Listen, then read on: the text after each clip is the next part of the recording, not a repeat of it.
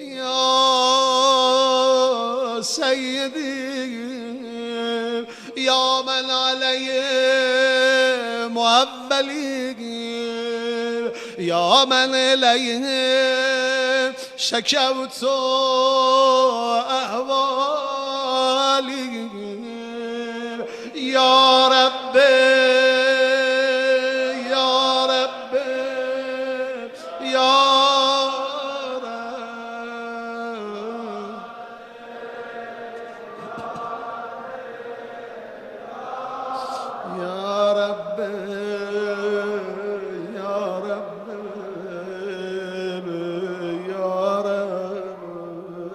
قف على خدمتك جواني واشدد على العزيمة جواني وهب لي الجد في خشيتك والدوام في الاتصال بخدمتك حتى أسرع عليك في ميادين السابقين وأسرع عليك في البارزين وأشتاق إلى قربك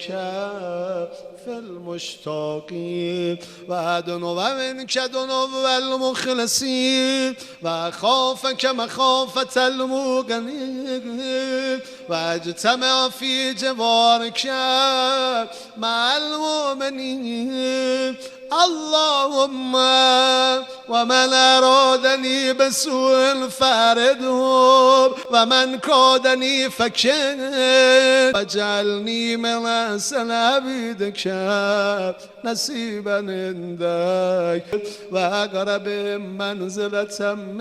منك وأخسم زلفة لديك فإنه لا ينال ذلك إلا بفضلك وجد لي بجودك واعطف علي بمجدك واحفظني برحمتك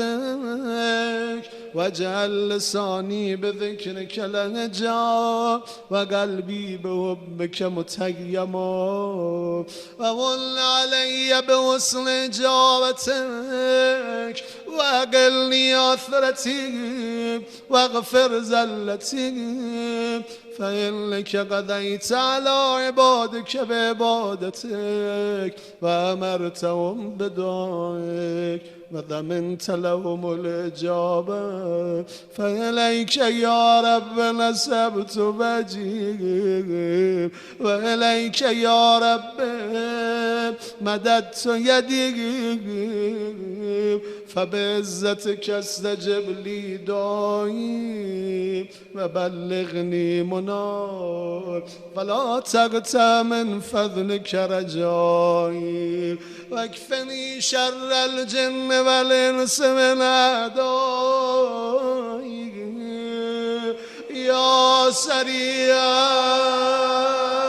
الرضا يا سريع يا سريع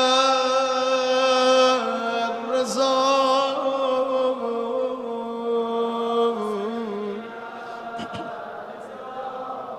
يا سريع الرضا اغفر لمن لا يملك إلا الدعاء فإنك فعال لما تشاء يا من اسمه دواء وذكره يا من اسمه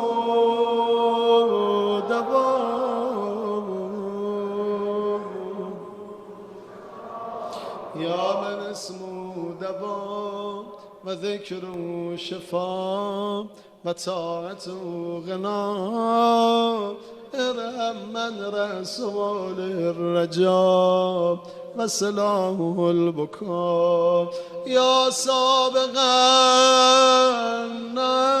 النعم يا دافع النقم يا نور المستوشين في الظلام يا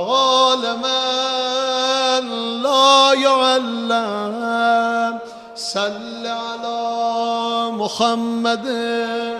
وآل محمد وفعل بما أنت أهله وصلى الله على رسوله والأئمة الميامين من آله